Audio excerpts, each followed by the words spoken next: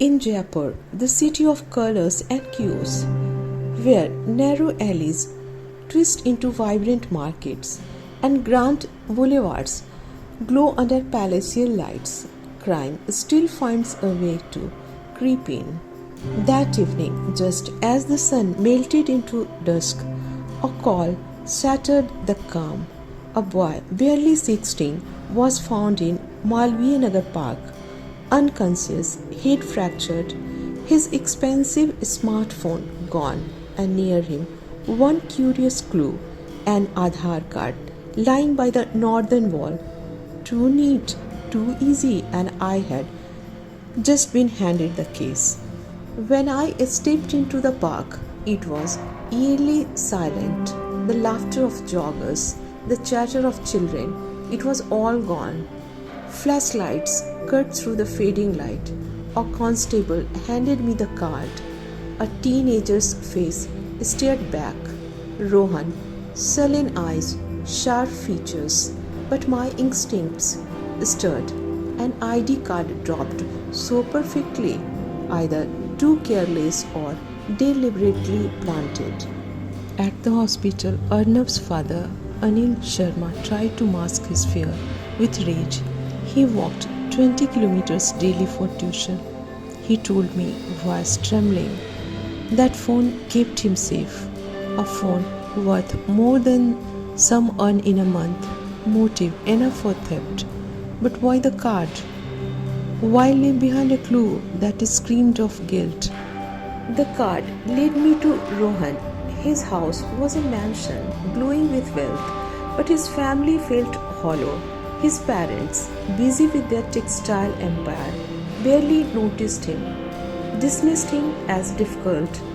When I asked about the card, his face drained of color, but his words were firm. He claimed he had lost it weeks ago. His alibi, home alone, studying, convenient, too convenient. Then came a detail I could not ignore. His teachers called him a boy of shortcuts, always cheating, always escaping, and I wondered, had shortcuts led him here too? Forensics arrived. A sneaker print near the northern wall. Rohan's shoes, same brand, same size, mud, still clinging to the soles. Coincidence? Perhaps. But then a rickshaw driver came forward. He remembered a boy like Rohan that evening, jittery, restless, looking over his shoulder. The evidence was circling him, but in court, circumstantial proof can shatter like glass. I needed something undeniable, something that would betray him, not by words, but by instinct. So I devised a trap. At the park, I gathered a group of local teenage delinquents, including Rohan. I told them, run to the road. Fastest gets a chance to walk free. They bolted for the main gate, but Rohan, he did not hesitate. He cut through the northern wall, the same wall that attacker had scaled that night. His body remembered what his mouth refused to admit. He jumped, landing hard, straight into my team's hands.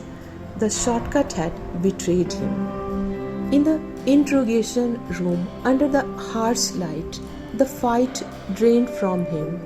First denial, then silence, and finally the truth. Rohan admitted it all.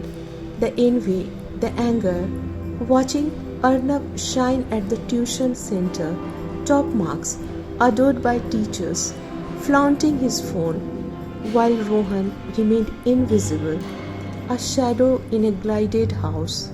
His parents, too busy chasing profits to notice their own son. I just wanted the phone, he said, tears spilling. He had lured Arnab to the park, struck him with a rock. Panic took over. He fled over the wall, and his Aadhaar card slipped from his pocket was the crack in his shortcut. Rohan's crime did not start in the park. It was born years earlier in silence, in neglect. in the hunger to be seen. Shortcuts were his habit, his philosophy. Cheat in exams, lie to escape trouble, avoid the hard road. But shortcuts demand a price. That night, his shortcuts led to violence and it ended in handcuffs. Arnav still lies in coma, his parents waiting for a miracle. Rohan now sits in a cell, a boy broken by his own choices, and me. I close the file, but the weight lingers. Was Rohan solely to blame, or was he shaped by the indifference of those who should have loved him?